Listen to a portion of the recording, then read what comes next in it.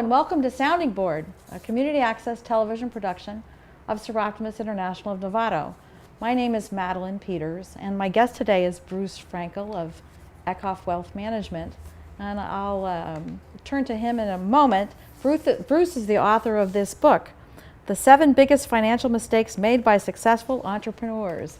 I've read this actually, reviewed it several times, and started to pay attention to my own finances with a different eye. So thank you very much, Bruce, for being here. So now, this is probably the topic that intrigues me the most, behavioral finance. Yes. So could you please share your thoughts Sure. and educate our viewers on the behavior that we all bring to dealing with our financial picture? Yeah, and thanks. I'm glad to be here. First of all, one of the biggest challenges that we have in helping people with their finances is getting people to take action. It is the biggest challenge we have. And most people know they need to do something, but money and finance takes people out of their comfort zone. Most people out of their comfort zone. Money is a very emotional thing for all of us. Mm-hmm. So because we need money to live, we need money to support our lifestyle. We may have gotten money either through inheritance even, or have worked hard in order to save a lot of money, and people go through roller coaster rides, a losing money game. Money is a very emotional thing, and I understand, it is an emotional thing for all of us. Even money managers get concerned, get emotions, get nervous when it comes to money.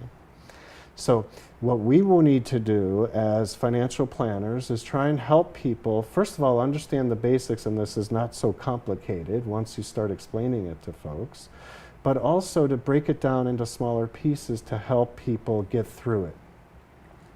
The whole discipline of behavioral finance is becoming more and more popular in financial planning as we realize that this has become, a major issue for people. It's especially an issue for young women, girls, and women who are in relationships with a more dominant spouse, or a spouse who may be more comfortable and just kind of takes over the finances. So I know I'm generalizing when I say that. There are certainly couples where the opposite is true, right? The female of the relationship may be more and more comfortable with these issues. Even same-sex couples, right? Mm-hmm. Some people are more comfortable with these issues than others. Some people have a higher degree of nervousness about these issues than others. So whatever the case may be, we can help with that by, as I said, first of all, some basic education in helping people understand. But what I want to encourage people to do, what I want to encourage you to do, is to get involved. Go to the meetings with the financial advisors, even if you just sit there and start to take it in. Because the first thing, and we talked about in a previous show, was understanding your situation. And if you don't get involved and to learn about your current situation, then obviously you won't learn about it.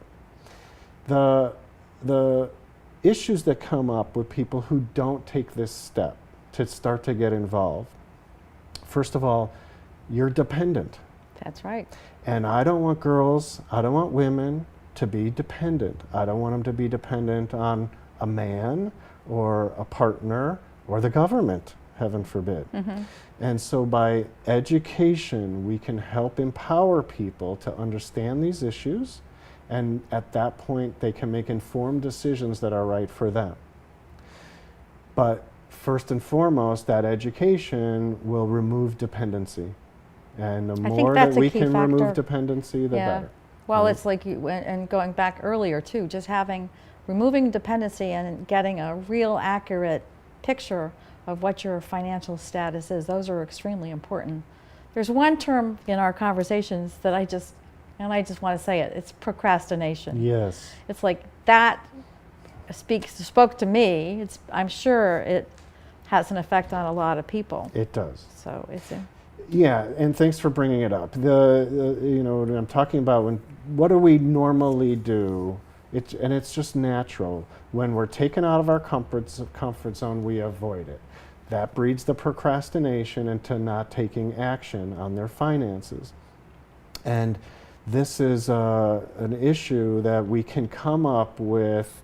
I mean, the psychology of procrastination, and I know we're going to show this graphic that talks about someone who is very confused or almost looking for excuses to not take action. Well, that graphic, I think, is really very impressive. Yeah. When you see it, and it'll be inserted in the show, it's actually amusing for me to look at that. I'm going, oh, I can identify with so many different aspects of it.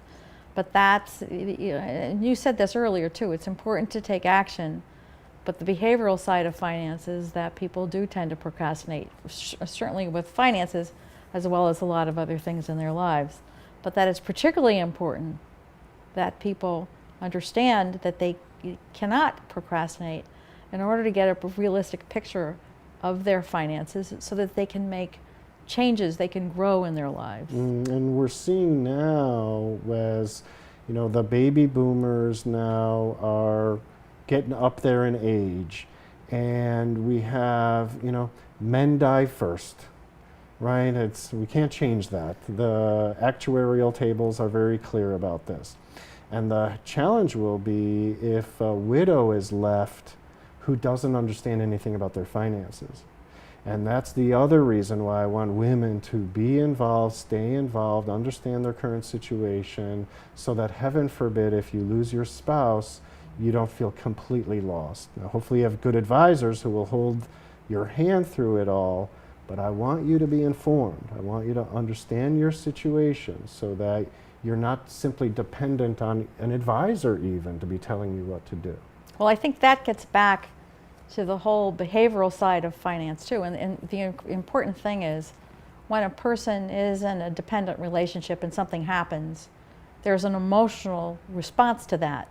And that emotional response probably does interfere with one's ability to make good, purposeful decisions. And that's not the time to make such decisions when you're in a moment of loss, you know, from either a death or divorce. Mm-hmm. Divorce is not a good time to be making such major decisions as well.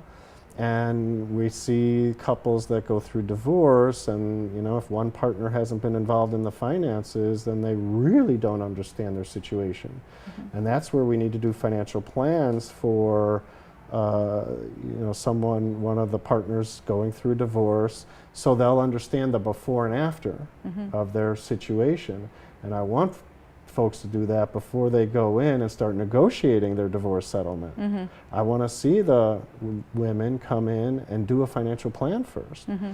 You may be agreeing to something in a settlement that you're not realizing the full ramifications all the way out through age 90, 95 even. We're living a lot longer. I know we are. So we have to support that, mm-hmm. and we have to have the funds to support that. Well, that's the key point. The whole thing, regardless of one's circumstances, for women in a relationship or not, just really understanding what one's lifespan is and what are the economics behind supporting yourself, again, through your 80s and 90s and older, especially since women do live longer than men. But the other part of it is women as role models too for their children, particularly girls.